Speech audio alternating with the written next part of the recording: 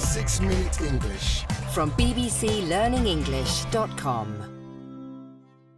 Hello, this is 6-Minute English from BBC Learning English. I'm Neil. And I'm Georgina.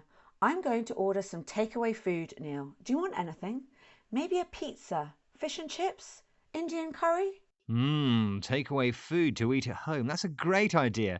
Yes, I'll have a poke bowl, please. What's that? It doesn't sound like typical takeaway food. It is nowadays, Georgina. Over the last few years, the explosion of food delivery apps like Deliveroo and Just Eat has seen a revolution in takeaway food. Today, it's not just pizza and curries being delivered to people's front door. There's a wide range of food dishes and styles from all around the world. And with cafes and pubs closed during lockdown, more and more food chains and restaurants are switching to delivery-only services, takeaways, to bring meals to people who are isolating. Over the last few weeks, many takeaway companies have seen orders increase dramatically as people find themselves stuck at home due to the coronavirus pandemic. But what are they choosing to eat? That's my quiz question for today, Georgina. Last year, what was Deliveroo's most ordered dish? Was it A, Hawaiian poke bowls, B, cheeseburgers, or C, chicken burritos? I would have thought it was fish and chips, but I'll go with B, cheeseburgers. Okay, we'll find out later if you were right. One consequence of the increasing popularity of takeaways is something called dark kitchens. Unlike apps such as Deliveroo and Just Eat, which connect customers to local takeaways, these digital dark kitchens work as just for delivery restaurants.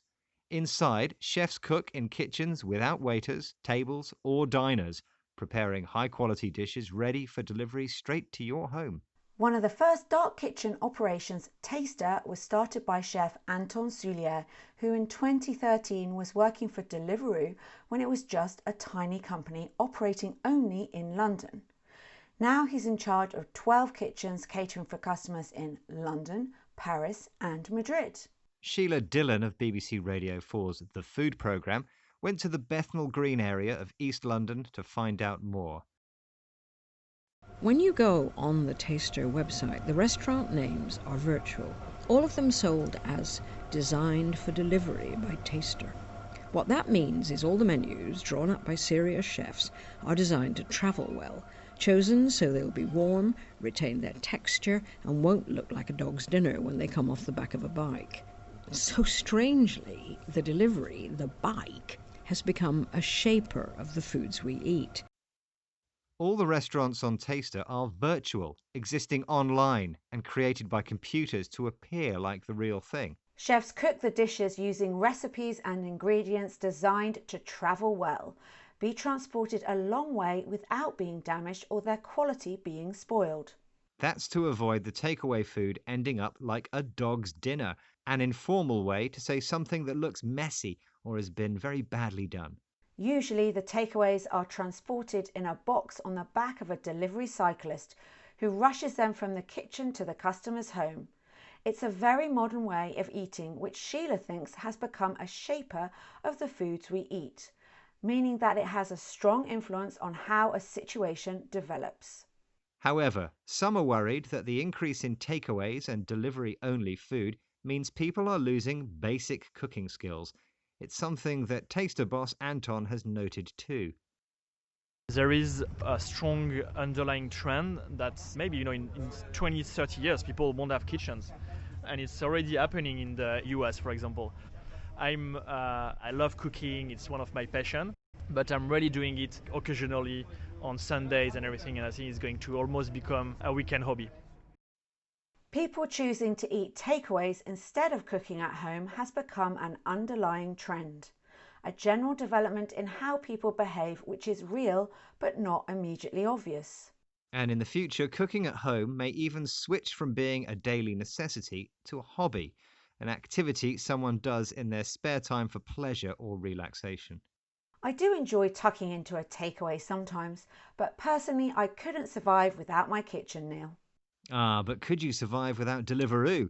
Remember, in today's quiz question, I asked you what Deliveroo's most ordered dish was.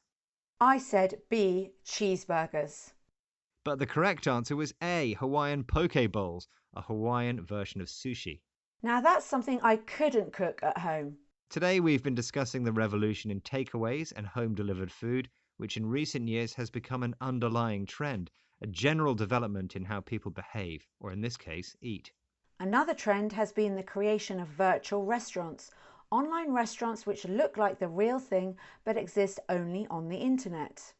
Chefs create dishes using ingredients which travel well, can be transported a long way without being damaged or spoiled. That's so the customer doesn't end up with a dog's dinner, an informal expression meaning something messy or badly done. Recent developments like high-quality restaurant meals being delivered by bike are shapers of modern eating, things that have a strong influence on how a situation develops. All of which means that cooking may soon become just a hobby, an activity someone does in their spare time for pleasure or relaxation. For example, cycling. Or learning English. That's all we have time for today. Happy cooking and goodbye for now. Bye!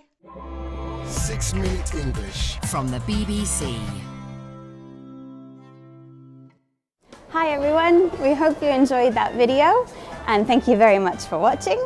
We have so many more just like it, so if you don't want to miss a single one, make sure to subscribe and we will see you regularly. Hope to see you soon. Bye guys.